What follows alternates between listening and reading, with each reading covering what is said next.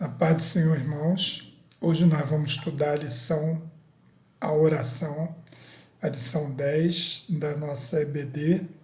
Hoje nós vamos estudar a segunda parte.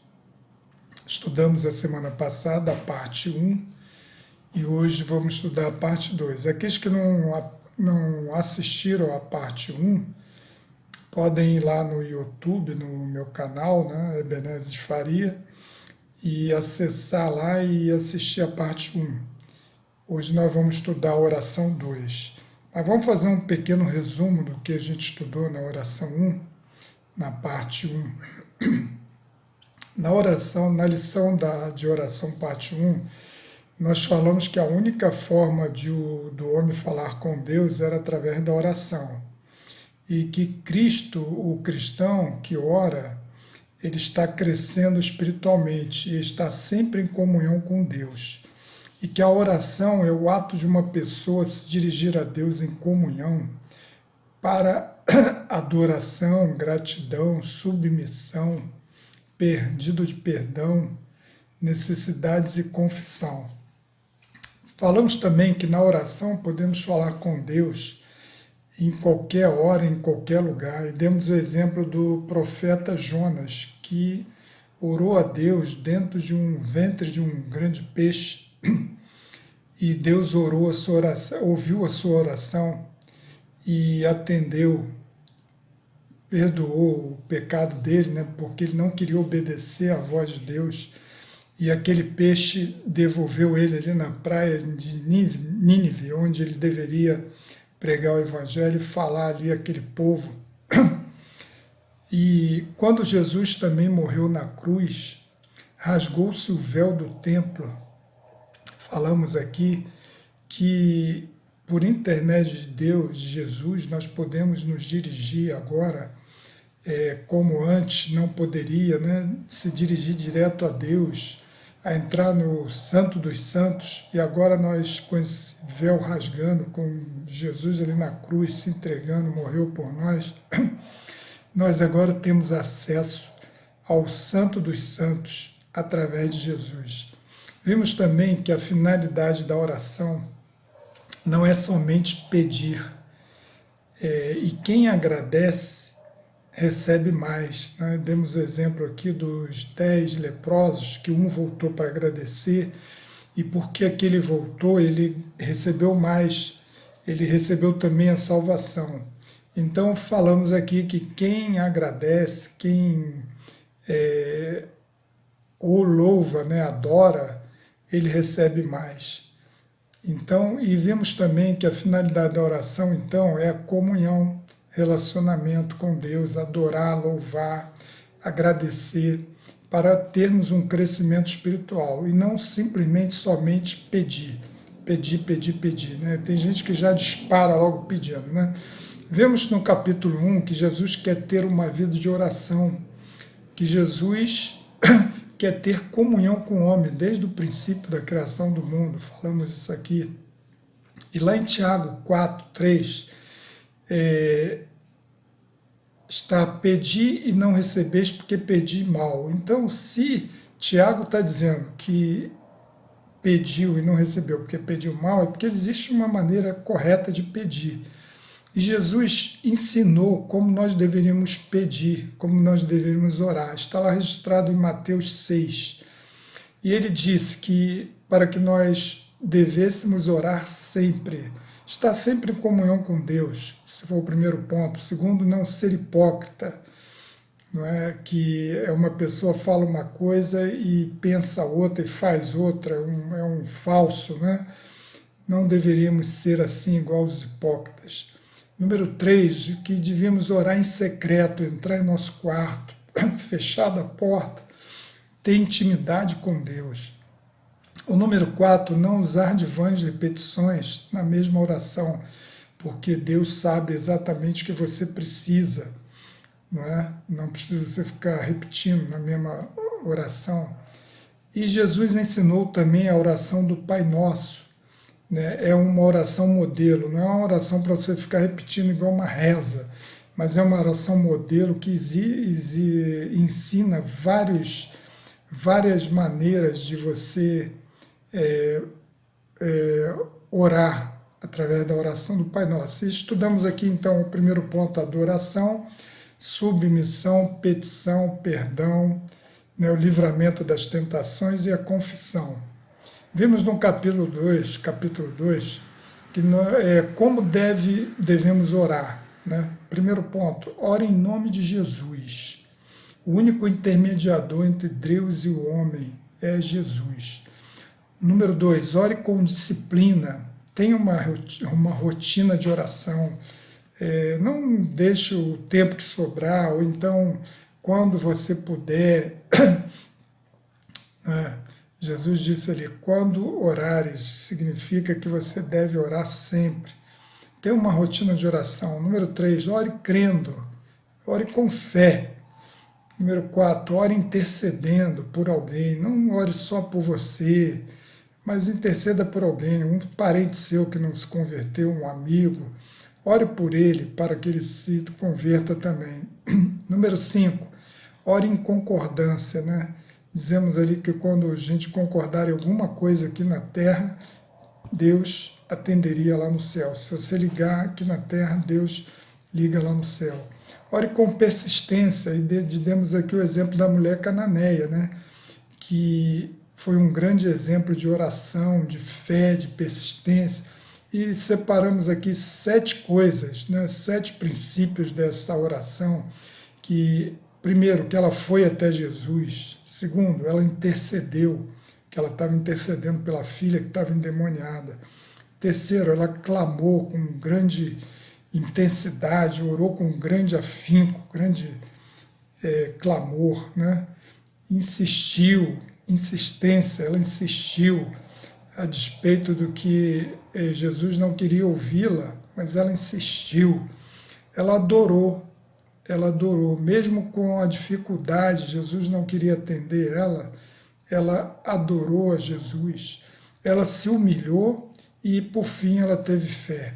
E aí Deus atendeu ela. Então, agora, essa aí foi a parte 1, fiz um resumozinho. Se você não assistiu, vá lá no YouTube e assista.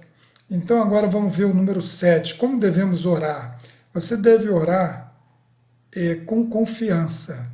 Não ore, vou pedir se Deus atende ou não atende, eu não tenho certeza. Você ore com fé, porque Deus é misericordioso, é galardoador daqueles que o buscam, né? Vamos lá ver em Hebreus 4,16 o que diz. Cheguemos, pois, com confiança ao trono da graça, para que possamos alcançar misericórdia e achar graça, a fim de sermos ajudados em tempo oportuno. Então, cheguemos com confiança, está lá em Hebreus 4,16. Em Tiago 5,15, e a oração da fé salvará o doente, e se houver cometido pecados, ser-lhe-ão perdoados. Então, essa é uma oração, aquele que está doente, ore com fervor, com fé, com confiança. E 1 João 5, 14, 15 diz o seguinte, e esta é a confiança que temos nele, que se pedimos alguma coisa, segundo a sua vontade, ele nos ouve. E se sabemos que nos ouve em tudo o que pedimos, sabemos que alcançamos as petições que lhe fizemos. Então, a confiança e fé é intimidade, liberdade, né? Confiança tem que ter entrega, tem que ter relacionamento. Número 8, ore com esperança. Romanos 12, 12 diz o seguinte, alegrai-vos na esperança, sede pacientes na tribulação, perseverai na oração. E Salmos 40, número 1, diz o seguinte, esperei com paciência no Senhor, e ele se inclinou para mim e ouviu o meu clamor. Então, meus amigos, temos a fé, a esperança e a confiança. Mas qual é a diferença de fé, esperança e confiança? A fé, certeza, trata do presente. A esperança é expectativa, crer e esperar no tempo. trata com o futuro, é do Senhor. E a confiança entrega o controle na mão de Deus. Então, o Salmo 125 diz o seguinte: os que confiam no Senhor serão como o monte de Sião, que não se abala, mas permanece para sempre. Então, vemos aí que a confiança é igual à fé, mais a esperança. Tá? Número 9, de joelhos. Você deve orar de joelhos. Efésios 3, 11, 16. Segundo o eterno propósito que fez em Cristo Jesus, nosso Senhor, no qual temos ousadia e acesso com confiança pela nossa fé nele. Portanto, vos peço que não desfaleçais nas minhas tribulações por vós, que é a vossa glória. Por causa disso, Paulo está falando, né? Por causa disso, a propagação do Evangelho que ele está falando. Me põe de joelhos perante o Pai de nosso Senhor Jesus Cristo. Então aí ele está mostrando a vontade de Deus, do qual o Senhor Jesus, toda a família nos céus e na terra, toma o nome, para que, segundo as riquezas da sua glória, vos conceda que sejais corroborados com poder pelo seu Espírito no homem interior. Então, ore de joelhos. Também declara humildade, né? Declara que você está se derramando ali diante de Deus. Ore de joelho, reverência, né? Então, Paulo está falando ali que por causa disso, me põe de joelho perante o Pai. Então, ele estava ali orando para que a propagação do Evangelho se estabelecesse ali no princípio da igreja, né, de Cristo. Número 10, ore de joelhos, ore de pé, perdão. Ore de pé. O que significa orar de pé? Significa que você está atento. Você pode orar, como diz a Bíblia, orar e vigiar, né? Vamos dar o exemplo aqui de 2 Crônicas 20, do versículo 2 ao versículo 6, quando o rei Jeosafá ele recebeu a notícia que estava vindo uma grande multidão ali além do mar da Síria, que eram exatamente os moabitas e os amonitas que vinham para guerrear contra ele. Então o rei de Judá, Josafá, ele se colocou de pé perante o povo e orou a Deus. Então está lá, e então Josafá temeu e pôs-se a buscar o Senhor e apregoou o jejum em todo Judá. E Judá se ajuntou para pedir socorro ao Senhor. Também de todas as cidades de Judá vieram para buscar ao Senhor. E pôs-se Josafá em pé na congregação de Judá e de Jerusalém, na casa do Senhor, diante do pátio do povo. Então ele disse o seguinte, e disse: Ah, Senhor Deus de nossos pais, porventura não és tu Deus nos céus? Não és tu que dominas sobre todos os reinos das nações? Na tua mão há força e potência, e não há quem te possa resistir. Então ele ali se colocou de pé, ele não era hora de se ajoelhar, se prostrar, o inimigo estava vindo. Então ele orou e vigiou. Então tem certo momento na nossa vida que a gente tem que orar de pé, não é? Então outro exemplo, a gente vai dar ali o exemplo de Gideão. Está registrado em Juízes 7, de 5 a 7. Eu não vou ler aqui para não gastar muito tempo, mas Deus prometeu dar vitória a Gideão contra os midianitas. Os midianitas vinham contra Gideão com 135 mil soldados, e Gideão tinha em mãos 32 mil soldados para lutar. E Deus disse a Gideão que falasse ao exército, aqueles covardes, outros que estavam com medo, que saíssem, voltassem para suas casas, e de 32 mil saiu 22 mil, ficou apenas 10 mil. E o Senhor falou para Gideão: Gideão, ainda é muito.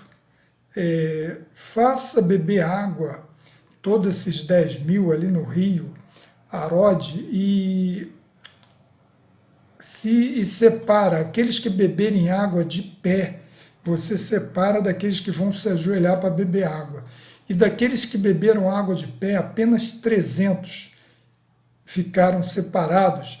E Deus falou: separa os 300, aqueles que beberam água de pé. Os que se ajoelharam, mande voltar para suas casas. E Gideão, apenas com 300 homens. Daí a gente fala muito, né? Os 300 de Gideão.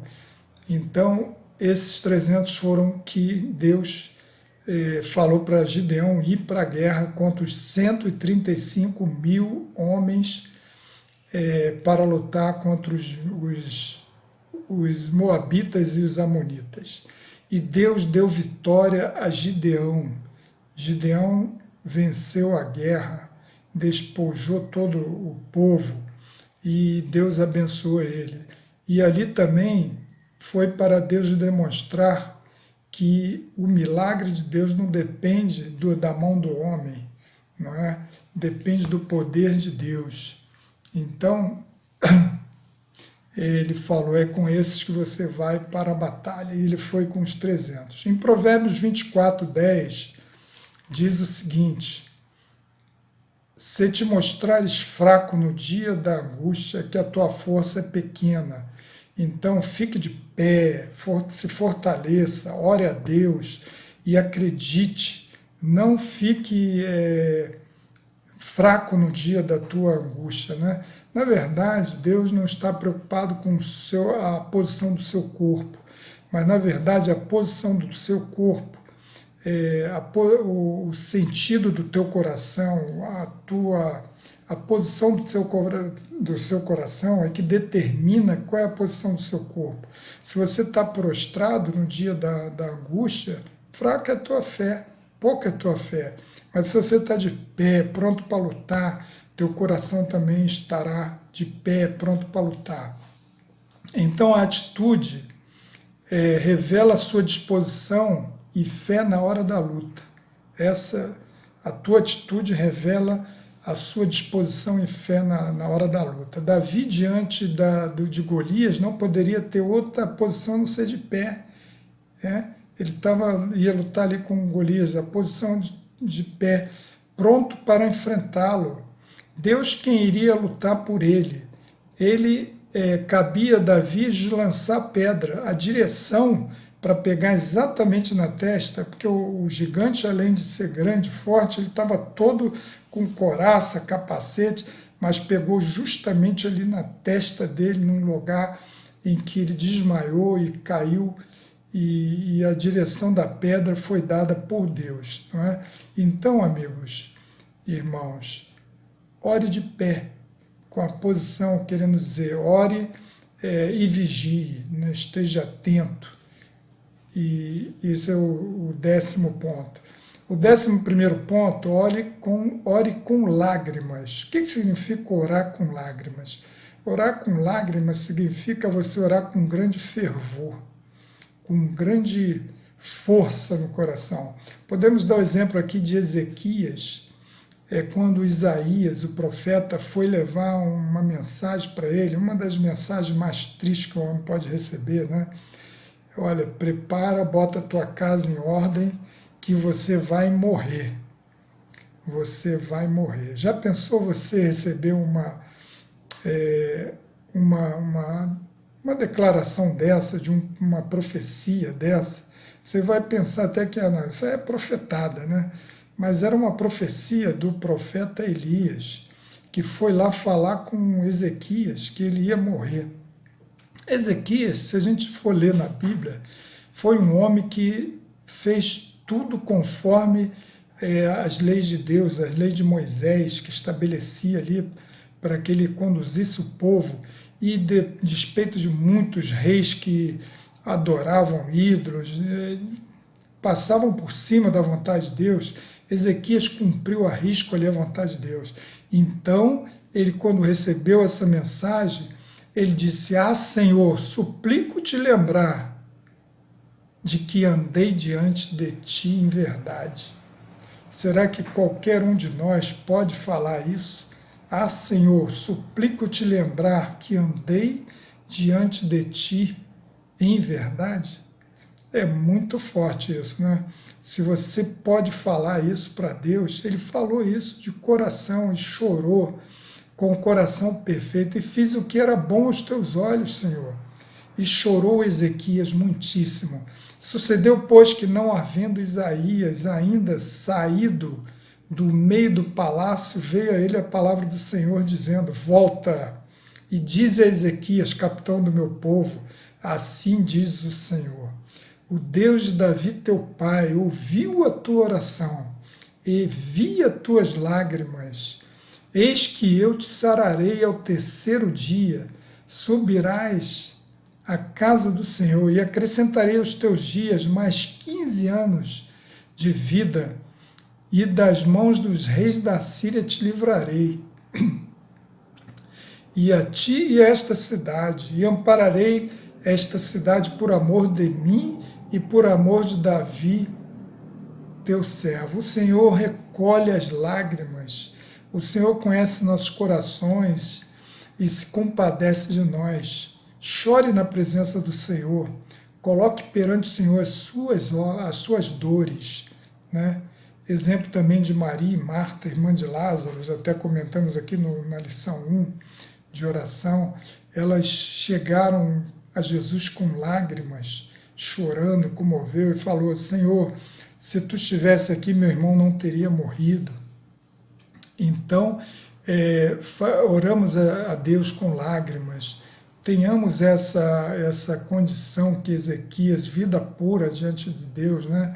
Ele andava em verdade, né, de coração perfeito, então ele pôde falar: Senhor, andei diante de ti. Então orou com lágrimas, o Senhor ouviu, colheu as suas lágrimas. Ore com humildade. Exemplo da parábola do fariseu e do publicano, né? Nós vemos ali em Lucas 18, 10 e 14, 2 homens subiram ao templo para orar. Um fariseu e o outro publicano. O fariseu, estando em pé, orava consigo desta maneira: Ó Deus, graça te dou, porque não sou como os demais homens, roubadores, injustos, adúlteros, nem ainda como este publicano. Olha só como é que o cara orou, né? Jejuo 2 vezes na semana e dou os dízimos de tudo quanto possuo. O publicano, porém, estando em pé de longe, nem ainda queria levantar os olhos para o céu, mas batia no peito, dizendo: Ó Deus, tenha misericórdia de mim, pecador. Digo-vos que este desceu justificado para a sua casa, e não aquele, porque qualquer que a si mesmo se exaltar será humilhado, e aquele que se humilhar será exaltado. Então, ore com humildade, não faça igual o publicano, né?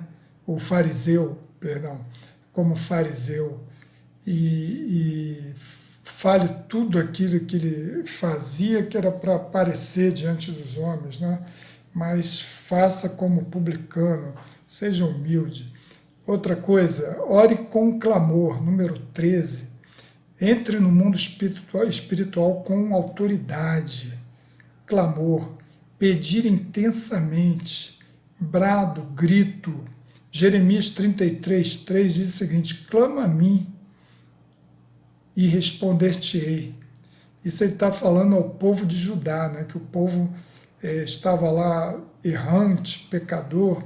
Então ele falou: clama a mim e responder-te-ei, anunciar-te-ei coisas grandes e firmes que não sabes. Clamar, por que clamar? Para que Deus te responda. Ore com intensidade para que Deus te responda. Então agora vamos passar para o capítulo 3. Capítulo 3 diz o seguinte: onde devo orar? Onde devo orar? Nós devemos orar, já vimos aqui, que nós devemos orar em qualquer tempo, qualquer lugar, qualquer hora, mas tem lugares que nós devemos orar. Por exemplo, no templo, na igreja. Em Mateus 21:13 diz o seguinte: disse-lhes, está escrito, a minha casa será chamada casa de oração. Salomão terminou a construção do templo. Nós vimos aqui que Davi queria construir o templo, mas Deus, como Davi tinha lutado muitas guerras, estava com a mão muito suja de sangue, Deus não permitiu que ele construísse o templo. Então passou para o seu filho, Salomão.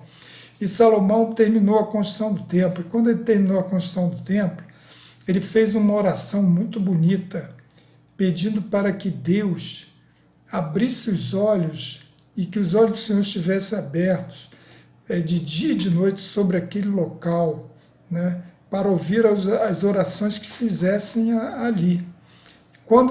E ele falou o seguinte: quando alguém pecar contra o seu próximo, se arrepender, quando não houver chuva, quando houver fome e peste na terra, quando houver chagas e dor, né?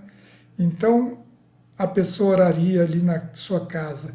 E a oração de Salomão foi a seguinte, está lá registrada em 2 Crônicas 6, versículo 30, versículo 40 ao versículo 42. Então está escrito assim: então ouve tu desde os céus, do assento da tua habitação, e perdoa, e dá a cada um conforme a todos os seus caminhos, segundo conhece seu coração, pois só tu conheces o coração dos filhos dos homens. Agora, pois, ó meu Deus, estejam os teus olhos abertos e os teus ouvidos atentos à oração deste lugar, da casa de Deus. Levanta-te, pois, agora, Senhor Deus, para o teu repouso, tu e a arca da tua fortaleza, os teus sacerdotes, Senhor Deus, sejam vestidos de salvação, e os teus santos se alegrem do bem. Ó Senhor Deus, não faças virar o rosto do teu ungido, lembra-te das misericórdias que usaste para com teu servo Davi. Então ele fez essa oração, e de noite Deus falou com ele, respondeu a oração rapidamente, né?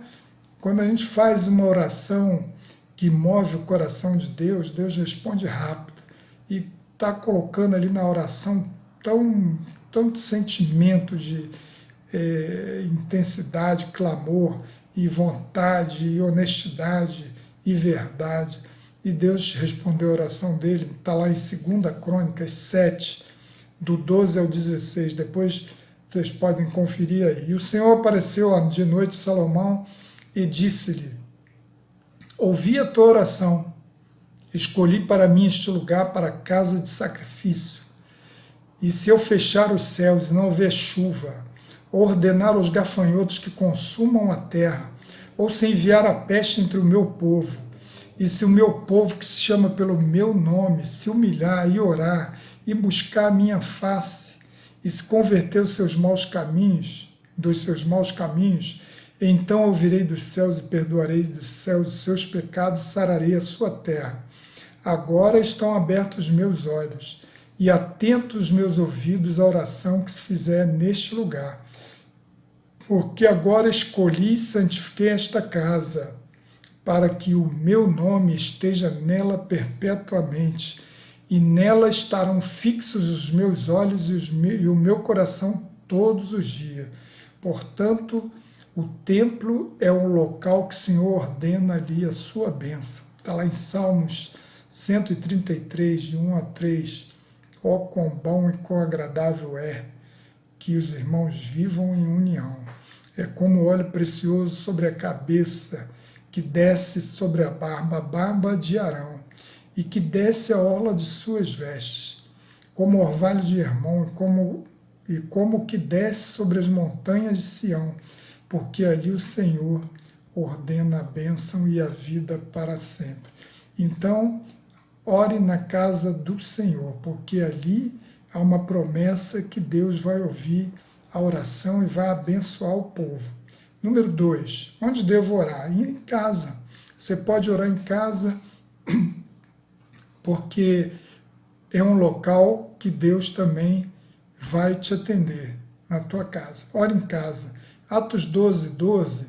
E considerando eles nisso, Pedro foi à casa de Maria, mãe de João, que tinha o sobrenome Marcos, onde muitos estavam reunidos em oração. Ali nós vemos a oração. Pedro tinha sido preso, estava acorrentado lá, ia ser morto no dia seguinte. Eles se reuniram à noite para orar na casa de Maria. E o que aconteceu? De noite, de madrugada, romperam-se as correntes, as amarras. O anjo foi lá e libertou Pedro, abriu as portas naquele cárcere. Eles tinham muitos guardas lá tomando conta. E ele foi pela rua e foi direto lá na casa de Maria e bateu a porta, e a serva foi atender e não, estava orando pedindo, mas não acreditou quando viu Pedro à porta. E ela ficou tão nervosa que voltou, em vez de abrir a porta para Pedro entrar, voltou lá dentro para falar que era o anjo de Pedro, né? E eles não acreditaram.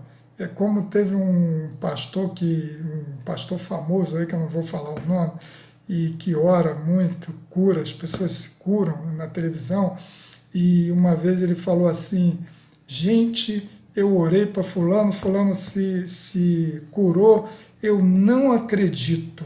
É um modo de falar, obviamente, né? Mas ele falou, não acredito. É um modo de falar, mas não ficou legal ali, né? Porque, na verdade, se ele está orando ali com fé e as pessoas estão sendo curadas, é porque ele acredita. Ele falou de boca para fora, mas é um jargão que as pessoas falam, né? Puxa vida, não acredito. Então ele usou aquele jargão ali e foi infeliz. Mas, na verdade, eles também estavam orando ali e não acreditaram. E Pedro estava ali porque o anjo libertou ele lá da prisão. E eles estavam orando justamente para que Pedro fosse libertado. Outro exemplo em casa é de Daniel. Daniel orava 3 vezes na sua casa. Ele não orava só nos momentos de lutas e adversidade, ele orava sempre. Era uma questão de hábito, né? Você também pode orar, número 3, em particular.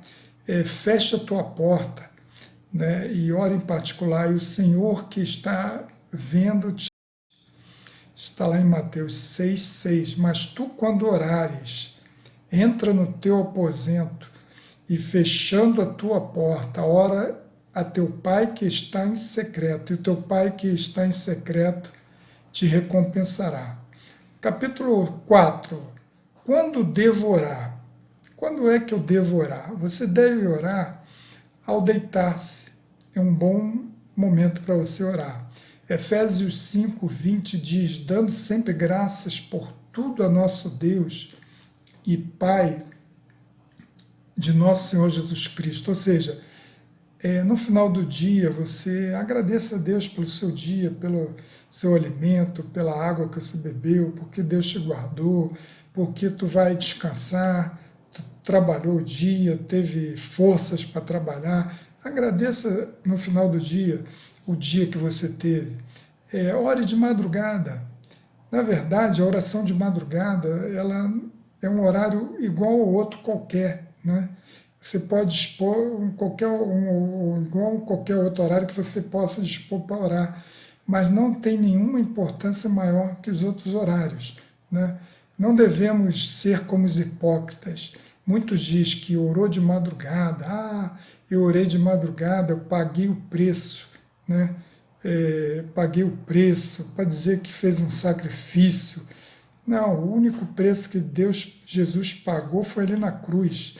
Você orar de madrugada é como outro horário qualquer. Muitos dizem também que orando de madrugada o caminho está, a fila é menor, o caminho está livre, né? De você chegar a acessar Deus, que a fila é menor.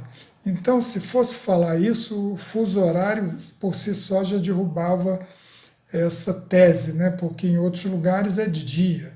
Então, derruba essa tese. Então, a oração de madrugada é mais uma questão de urgência nossa. Nós é que temos essa urgência.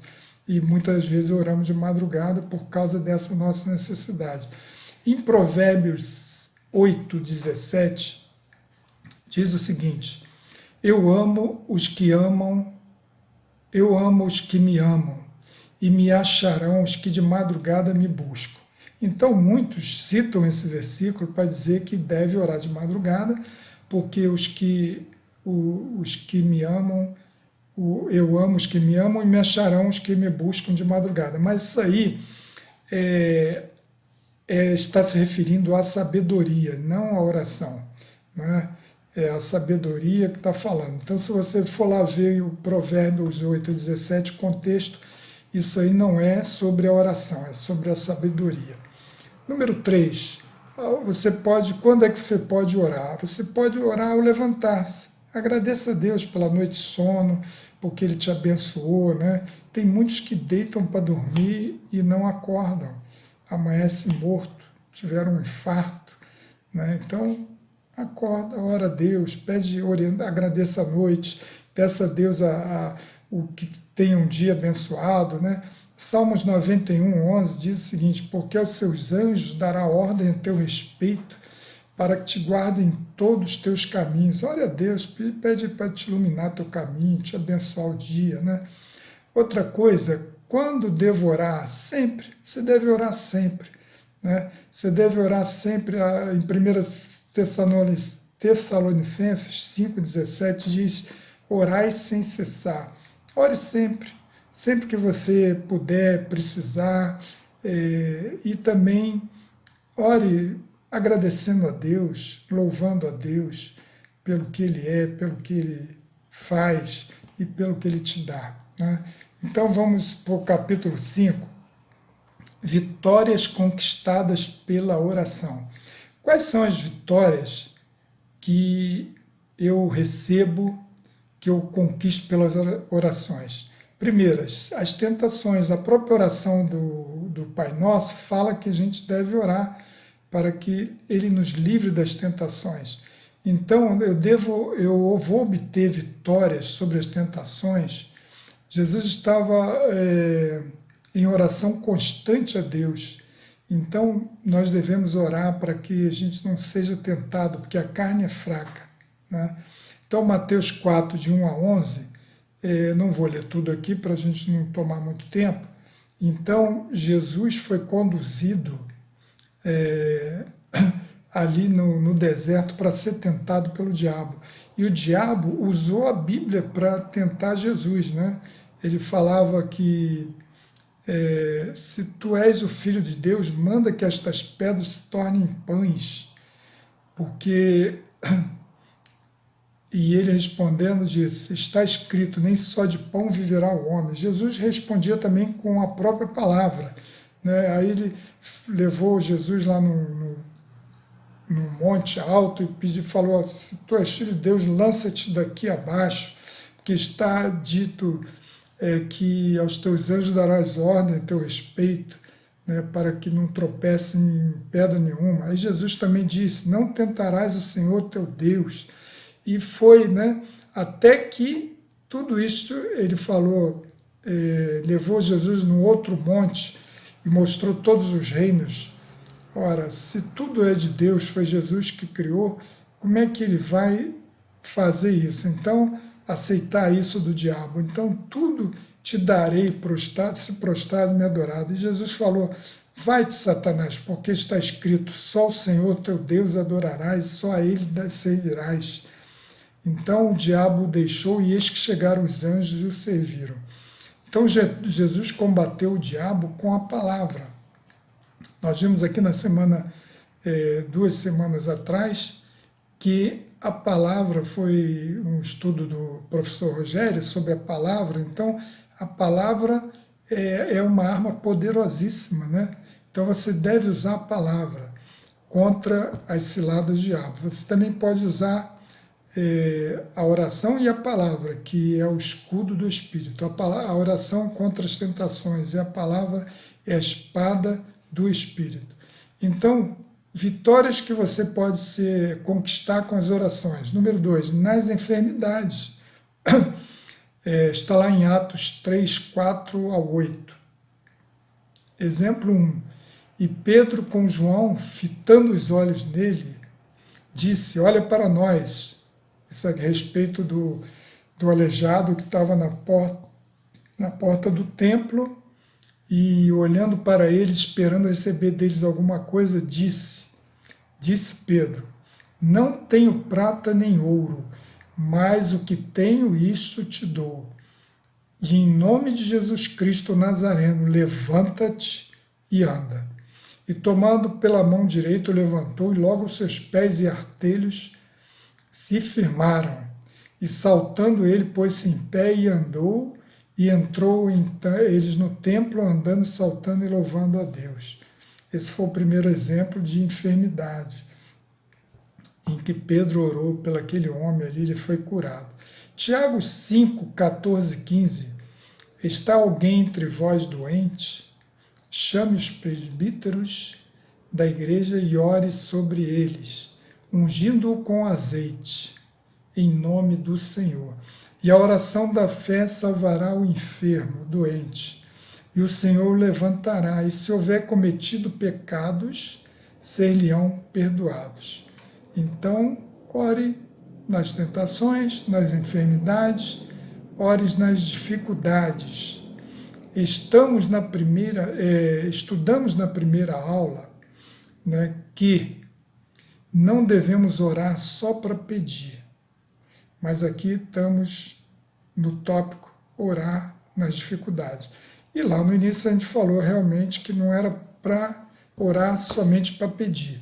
Dissemos que quem adora e agradece recebe mais, porque precisa também pedir menos, né?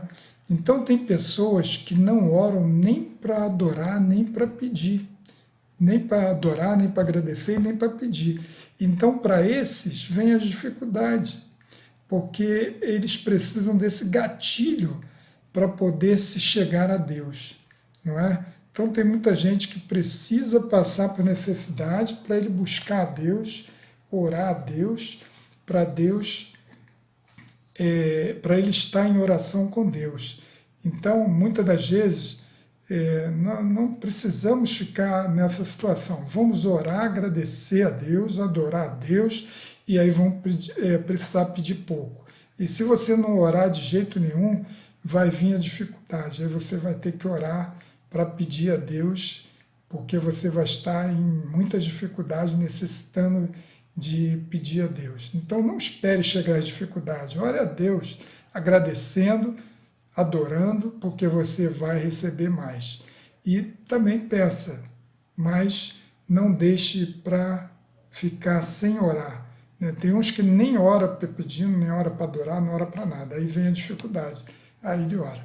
Vamos lá, Abacuque 3, 17, 18 diz o seguinte, porque ainda que a figueira não floresça, nem haja fruto na vide, ainda que decepcione o produto da oliveira, e os campos não produzam mantimentos, ainda que as ovelhas da malhada sejam arrebatadas e no corrais não haja gado, todavia eu me alegrarei no Senhor, exultarei no Deus da minha salvação. Então, irmãos, em tudo dai graça, porque esta é a vontade do nosso Pai que está nos céus. Depois de dar graças, peça a Deus as suas necessidades. Ele é seu Pai e vai te ouvir. Marcos 11, 24 diz o seguinte, pois isto vos digo, que todas as coisas que pedirdes eu orando, crendo, receber e tê-las-ei. Tá? Então, por que eu devo pedir também? Nas batalhas espirituais. Isso aí é uma arma poderosíssima, a oração, nas batalhas espirituais. Nós vivemos em batalha, quer você queira, quer não queira. Não adianta você querer ficar em cima do muro. O diabo, ele não vai batalhar com quem já é dele. Mas quem é de Deus, quem busca o Senhor, ele vai batalhar. E você precisa dessa arma, que é a oração. Então, a arma de guerra, Efésios 6, 11, 18. Paulo lembra em Efésios 6 que vivemos em estado de guerra, né, contra o inimigo de nossas almas, e por isso ele nos exorta para revestir, está lá em Efésios 6, 11, 18, revesti-vos de toda a armadura de Deus, para que possais estar firme contra as ciladas do diabo, porque não temos que lutar contra a carne e o sangue, mas sim contra os principados, contra as potestades, contra os príncipes das trevas desse século, contra as hostes espirituais da maldade nos lugares celestiais. Porquanto tomai toda a armadura de Deus, para que possais resistir no dia mau e, havendo feito tudo, ficar firmes. Estai, pois, firmes, tendo cingido os vossos lombos com a verdade, e vestido a couraça da justiça, e calçado os pés na preparação do evangelho da paz, tomando sobretudo o escudo da fé, com o qual podereis apagar todos os dardos inflamáveis do maligno. Tomai também o capacete da salvação e a espada do Espírito, que é a palavra de Deus, orando em todo o tempo, com toda oração, súplica no Espírito, e vigiando nisso com toda perseverança e súplica por todos os santos. Então, meu irmão, se vista da armadura espiritual. Você está se revestindo de diferentes aspectos da vida do Senhor Jesus. E Romanos 13, 14 ainda diz: revesti-vos do Senhor Jesus Cristo, e nada disponhais para a carne em suas concupiscências. Então agora vamos ver o capítulo 6, poderes da oração. Quais os poderes que eu posso receber e ter com a oração? Número 1, a oração move o coração de Deus. É isso aí. A oração move o coração de Deus. Não existem regras, nem técnicas, nem coisas que possa fazer o homem mover o coração de Deus. Né? A palavra nos ensina que em Hebreus 11, 6, que aquele que se aproxima de Deus deve, em primeiro lugar, crer que Ele existe e que é galardoador daqueles que o buscam. Deus ainda diz assim, em 2 Crônicas 7,14, se o meu povo, que se chama pelo meu nome, se humilhar e orar e buscar a minha face e converter dos seus maus caminhos, então eu ouvirei dos céus e perdoarei os seus pecados e sararei a sua terra. Então esse é o resultado de quem faz essas 4 regrinhas aí. Crer que ele existe, é galardoador, se humilhar, orar, buscar a face de Deus, se converter de seus maus caminhos. Aí ele vai ouvir dos céus e perdoar os seus pecados e sarar a sua terra. Você entendeu bem isso? É uma coisa que nós temos que atentar para isso. Deus ouvirá a sua oração, moverá o coração dele. Você sabe o que é mover o coração de Deus? Já vimos aqui alguns exemplos, mas vamos ver outros. O que é mover o coração de Deus? Você deve parar um pouco para meditar nisso. Você e eu, simples mortais, cheios de defeitos e pecados, conseguirmos mover o coração de Deus é simplesmente maravilhoso. Mas vamos lá, orações que moveram o coração de Deus. Primeiro, Moisés. Moisés, na oração que ele fez lá em Êxodo 32, 32, na qual disse: agora, pois, perdoa o seu pecado, senão risca-me, peço-te, o meu nome do teu livro que tens escrito. O povo ia ser destruído, Deus estava com vontade de destruir o povo, já tinha decidido que ia destruir o povo, porque o povo, ele abençoava o povo, dali a pouco o povo esquecia, e adorava outros deuses, se desligava e ficava ali no deserto, Deus ia destruir aquele povo todo. Então Moisés intercedeu e mudou, moveu o coração de Deus. Deus perdoou por causa de Moisés.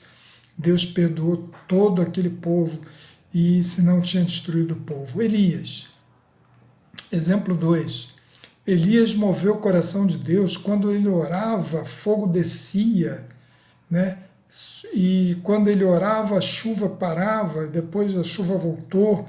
Então Elias foi outro que moveu o coração de Deus grandemente. E o que devo fazer para a minha oração mover o coração de Deus? Já falei aqui ainda há pouco, crer que Ele existe, que é galardoador dos que o buscam. E se o meu povo, que se chama pelo meu nome, se humilhar e orar, buscar a minha face, se converter dos seus maus caminhos, então ouvirei dos céus e perdoarei os seus pecados e sararei a sua terra. Então, se você quer mover o coração de Deus, faça isso. Então, vamos lá. Ana também moveu o coração de Deus, não é? Ana, ela queria ter um filho e ela não tinha filho. E quando ela orou, ela se jogou aos pés de Deus lá e orou, chorou, né? E vamos ver lá o que está escrito em 1 Samuel 1, 13 e 20. Portanto, Ana, no seu coração falava e só movia os seus lábios, porém não se ouvia sua voz, pelo que Eli o profeta, né, o sacerdote, Eli a teve por embriagada. E disse-lhe Eli: até quando estarás tu embriagada? Aparta de ti o teu vinho. Porém Ana respondeu: não, senhor meu, eu sou uma mulher atribulada de espírito, nem vinho nem bebida forte tenho bebido, porém tenho derramado a minha alma perante o Senhor. Então ela estava derramando a alma dela perante o Senhor.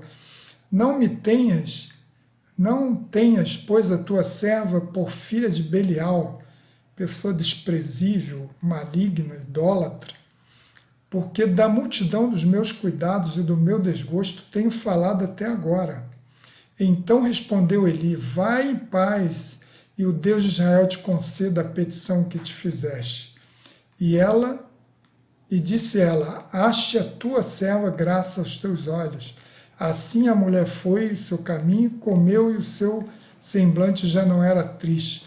E aí ela foi, teve lá com seu marido e concebeu e deu a vida a Samuel, simplesmente Samuel, né?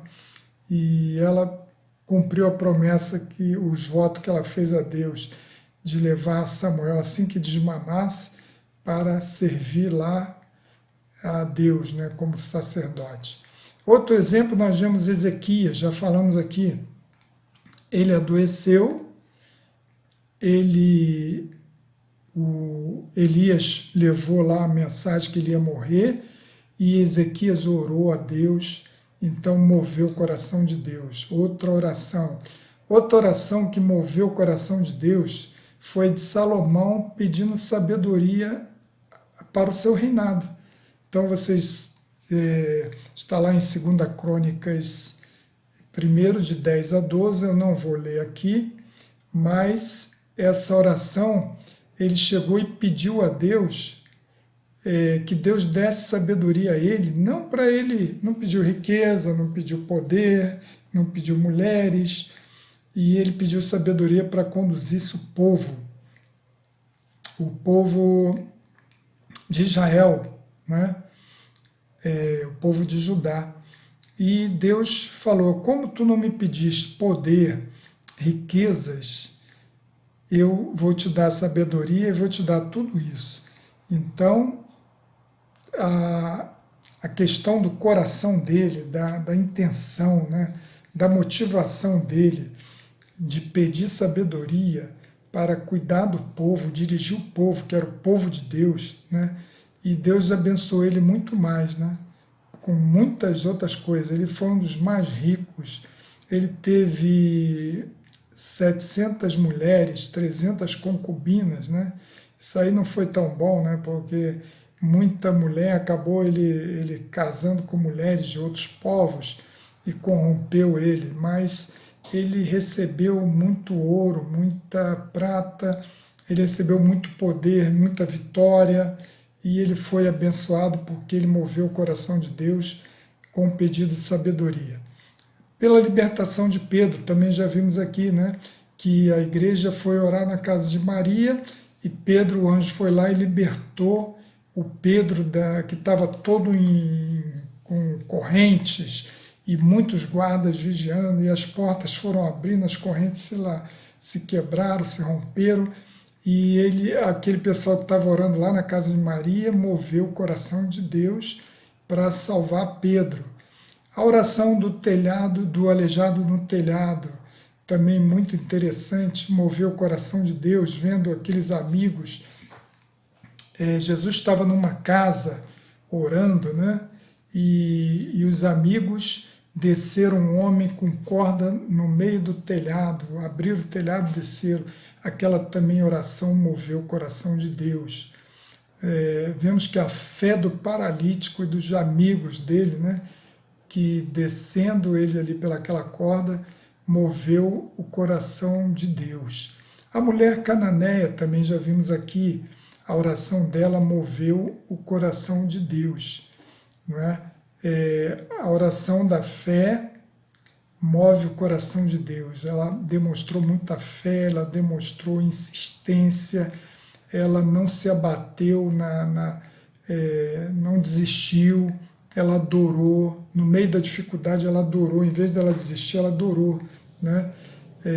Então ela clamou, persistiu, ela teve fé. Então essa foi uma adoração com os maiores ingredientes poderosos para mover o coração de Deus.